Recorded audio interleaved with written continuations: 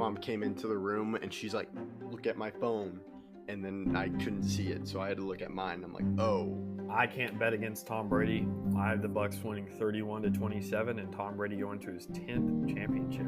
Yeah, and I really think the Clippers' chance to win the championship was last year. And they were up 3-1 against the Denver Nuggets.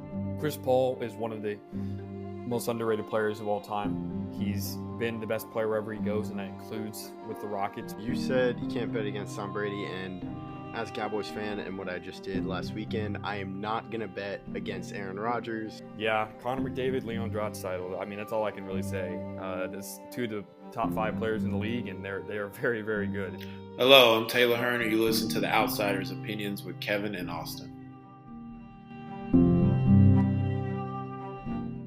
What's up, y'all? Welcome to our MLB Opinions of the Week. I'm Kevin, and I'm joined by the winner of this trade deadline, Austin.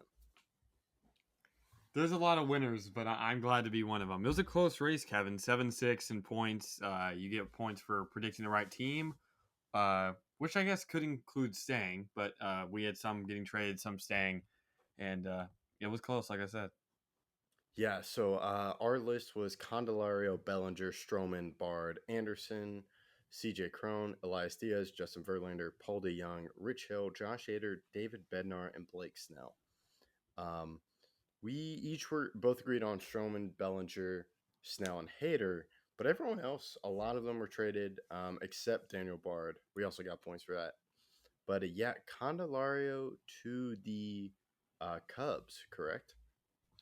Yes, and I wanted the Yankees to trade for him. We've had a lot of trouble in the infield, and I mentioned that I like to see Kiner completely moved to the outfield. He's already been moved to the outfield basically, but also like if we're going to play Stanton and Judge, one of those guys has to be in the outfield. And then you have a lot of guys that want to play like Jake Bowers and Harrison Bader. So there's not enough spots necessarily, but I'm excited for what Candelario will look like with the Cubs. The Cubs are a team that is exciting right now. They're winning a lot of games. They're on a hot streak in their last 15 games. And they're adding. A team that we thought maybe 2 weeks ago would be selling is adding at the deadline. Yeah, I really like that they added. I'm glad they didn't stand pat. I think it's a really fun thing for the Chicago Cubs to be buying. And another thing is, and then Bellinger and Stroman staying. That's good.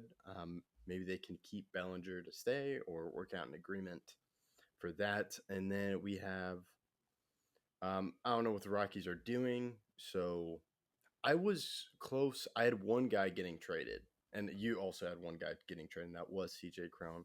I do like the move for the Angels given their injuries and what's happened lately.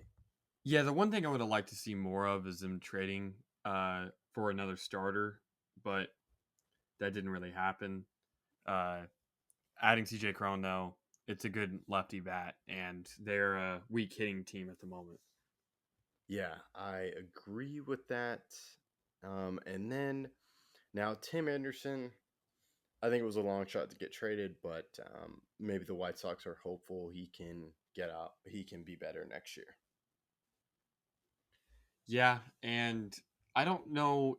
Like I said, I didn't think he was going to get traded mainly because I thought that their asking price for him was going to be too lofty, and I do think that's what happened. I think a lot of teams were not willing to pay the price for Tim Anderson, while Tim Anderson's having a horrible year, but they expect him to return to form, so they kept him.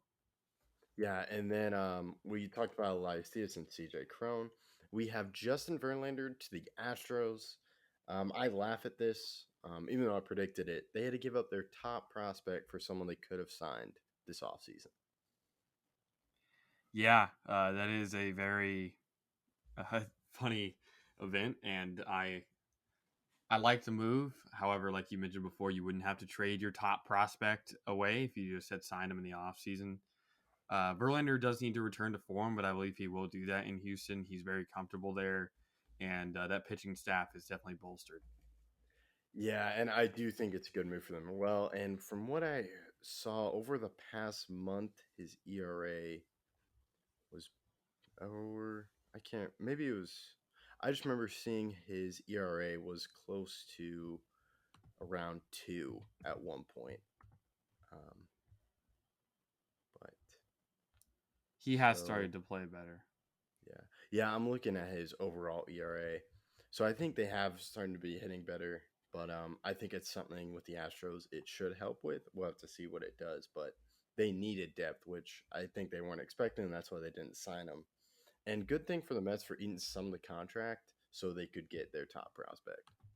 Yeah, and I like this trade for the Mets. Moreover, even though they're gonna have to pay him for a whole year, they're not gonna have to pay him for next year, and the vesting option will most likely kick in, and for even another year. So I think the Mets, while they obviously hoped it would work out better, getting another team's top prospect is definitely not a bad deal. Yeah, and I want to talk about the Mets a little bit more once we get through this list because I think they had a productive deadline. It's not what they expected, but going to a team in Toronto, they traded for Paul DeYoung given the injury to Bo Bichette. I understand the move, and I really like this for the Cardinals who really loaded up on pitching. I agree. I think this definitely looks like a win-win trade. One for now, one for later. And then the guy that I thought was going to be traded to the Rangers got traded to the Padres. Their cousin, given just their ties. Rich Hill, I like it to the Padres. I think they need someone to help eat innings. Yeah, and their lefting pitching besides Blake Snell is really fallen off because of injuries and that fifth spot. They usually run 6 starters anyways, and I think they'll continue to do that. Yes, and then we have Josh Hader and Blake Snell stay. I felt that was for sure locked in once when the Padres slept. Padres swept the Texas Rangers. Yeah, and I think moreover they just saw how well Snell was playing and how well Hader was playing. Like it's really hard to trade those guys for anything where you can win the deal because no one wants to give up that much for a rental. Yeah, and then I thought Bednar would be traded, but the Pirates stick with him, and I think it's a good move. They probably want to keep him for when they're competitive, which I think can happen next year. Yeah, and they have the rights to keep him with arbitration, and he's been one of the most dominant closers. He's a 1.24 ERA this year, 22 saves. He's a great player, and I do think keeping him was the right move. Yeah, so now we get to the trade deadline. I know it didn't happen on trade deadline, but the Mets traded Max Scherzer, and I feel they reloaded their system. They got Luis Angel Acuna, who I think the Rangers. I feel Luis Angel Acuna is going to be a very good player. I'm not sure if he's going to be like his brother, but it's someone. I think he became their number one prospect at the time for the Mets, and it's just someone that wasn't going to be on the Texas Rangers for the future. Yeah, I've watched him play live, and I do believe he hit a home run in that game I went to when I watched Frisco Rough Riders play. But I do think that he will be a good player. The problem is how good is Scherzer going to be because Scherzer has struggled this season much more than Verlander has. And for this to be a productive trade for the Rangers because they're going to be paying him so much next year because Well, they I made thought sure that they worked no out a deal where the the Mets kind of ate more of the salary. just this season. I don't I think it's thought next it year. was just the whole time. I don't know if you can do that. I don't know. Can you pay for next year? I thought that's what the Mets did because I think they made the opt in for Scherzer just the normal contract. Because I thought that's what the Mets did with the Verlander trade. No, they ate And 35 million. They oh, I know for a well, fact they ate 35 million of that, and there's 43 million next year okay, of okay. that. So yeah, my bad. I Let couldn't. me fact check what I said though about the But yeah, that's it was confusing because I've heard reports it's only 20 million this year, but I've also heard it's 20 million for the entire time. say that again. I thought it. I've heard it's 20. They're paying him 20 million this year. Then they take care of next year, or.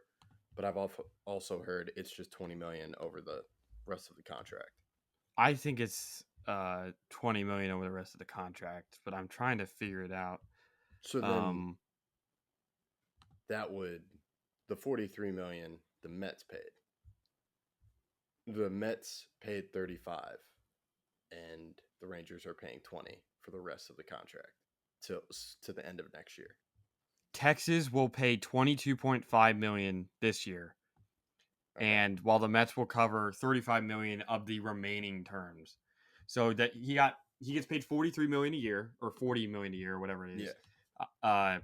So the Mets have covered part of that this year. So of the 80, the Mets are paying 35, I believe, is how it's Okay, working out. gotcha. Okay, so that's what I thought. Yeah, that's why I jumped in because I wasn't sure.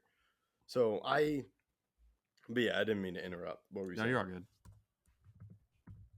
But the thing I with the Rangers, and I do like it, but with Luis Angel Acuna, he wasn't going to play just because they have too many middle infielders that they're tied to by their play and contracts. But I do like it for the Mets because I don't know what they're going to do with Jeff McNeil or Luis Angel can also play some center.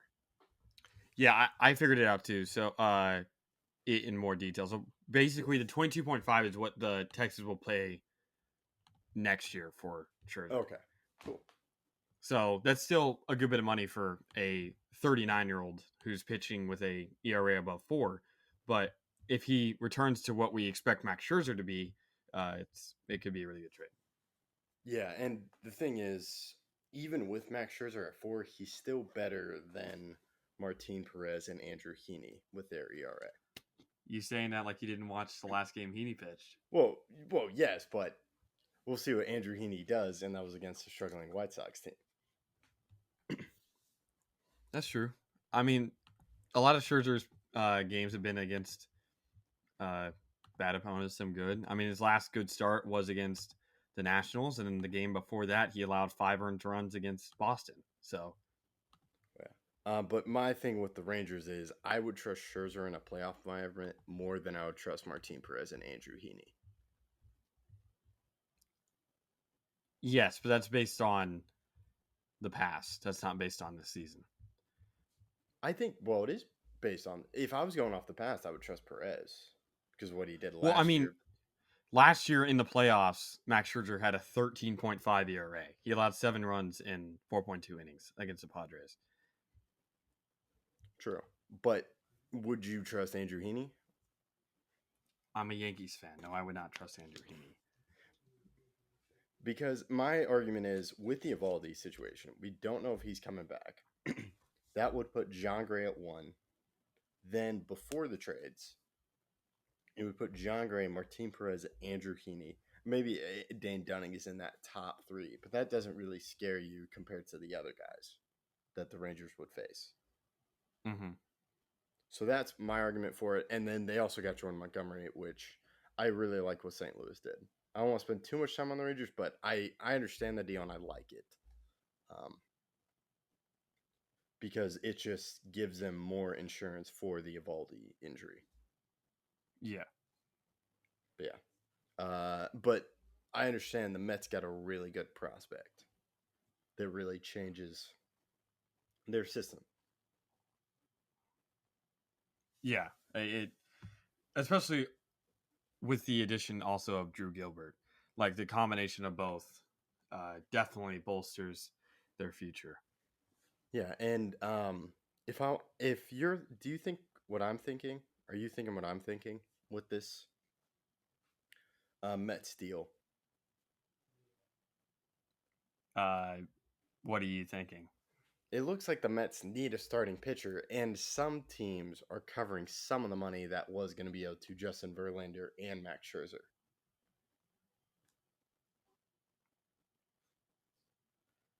So are you saying Ohtani?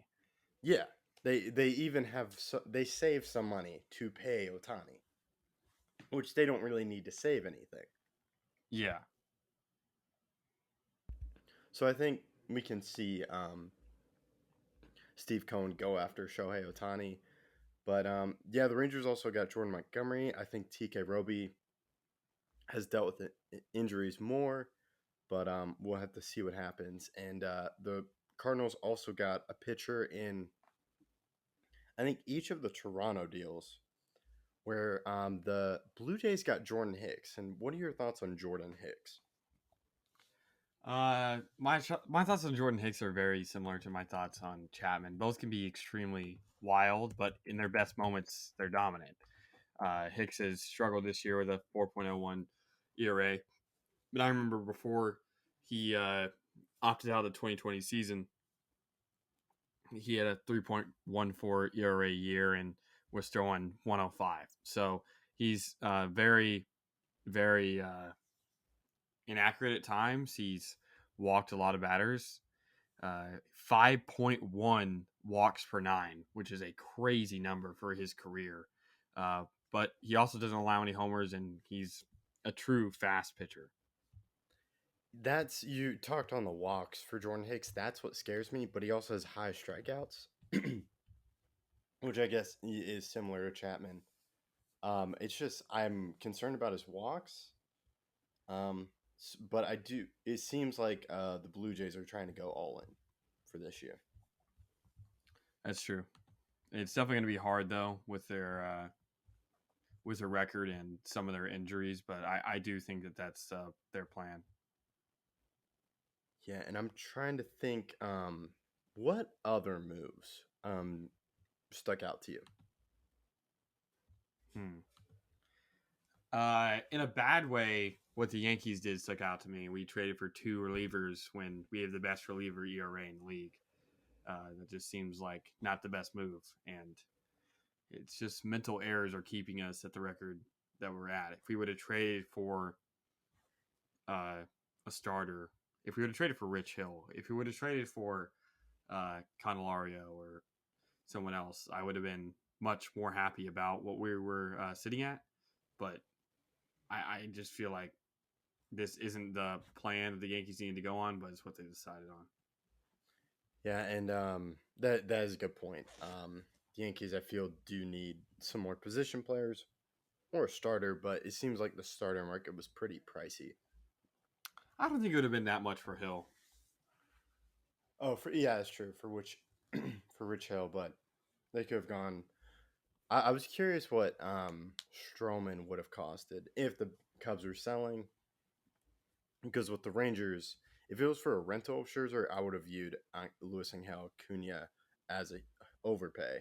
But since they got him into next year too, I feel that's good. But another team that I want to talk about was the LA Dodgers.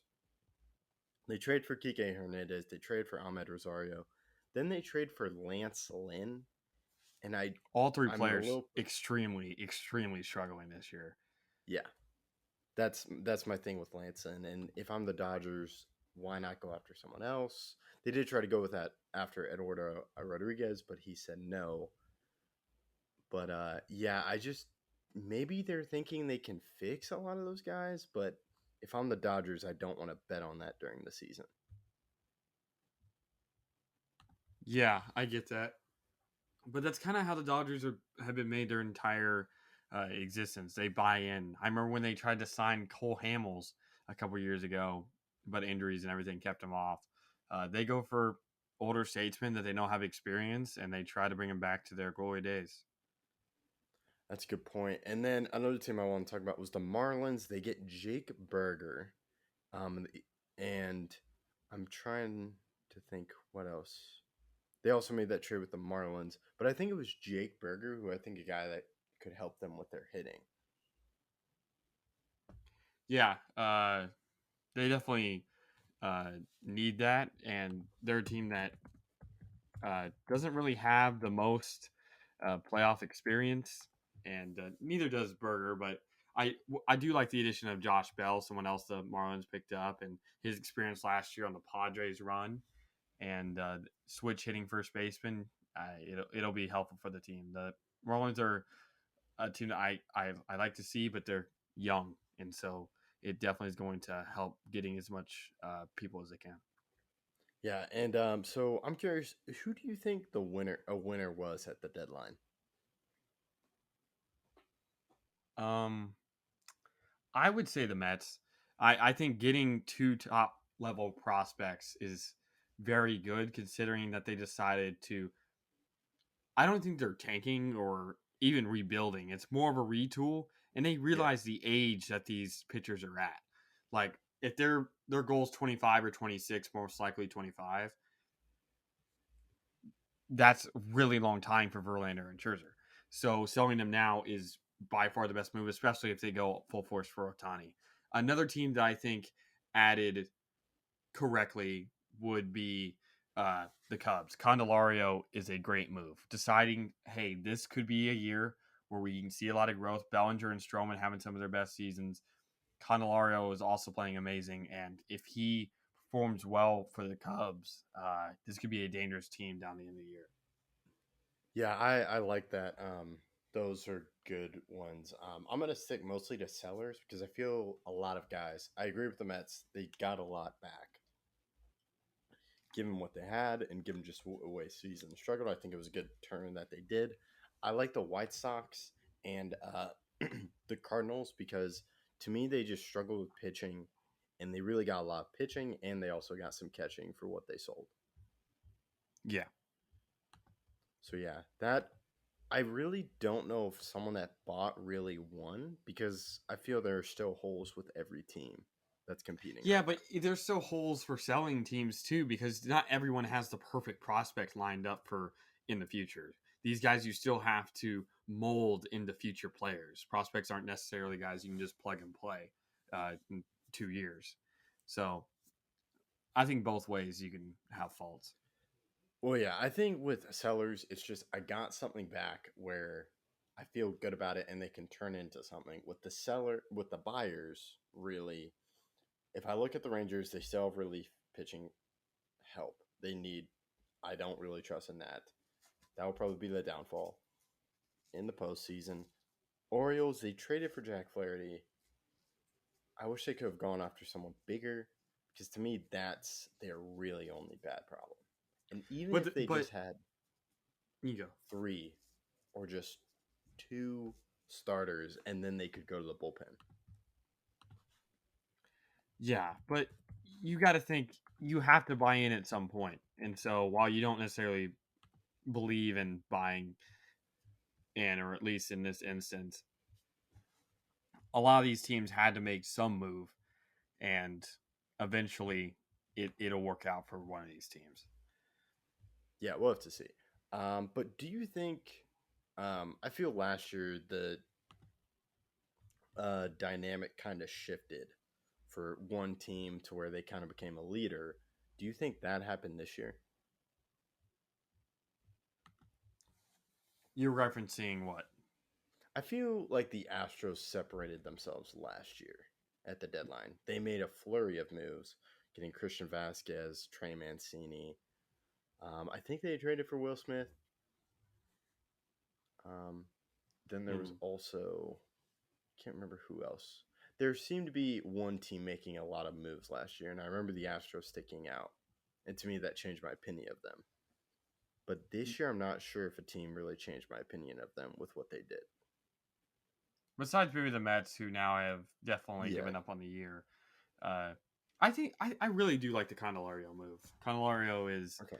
uh, played amazing this year, and if he can keep that up, I definitely think that the Cubs will be dangerous. 3.3 WAR to this point of the season is extremely impressive, and I I I mean, in his first game with the Cubs, he had a double, 4 hits in 5 at bats, scored 2 runs. I mean, it's a great start to your Cubs career, and I truly think that he can be a very good impact player.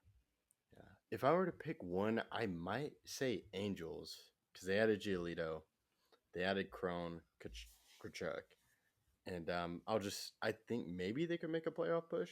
And they, of course, since the All Star break, are like 11-5.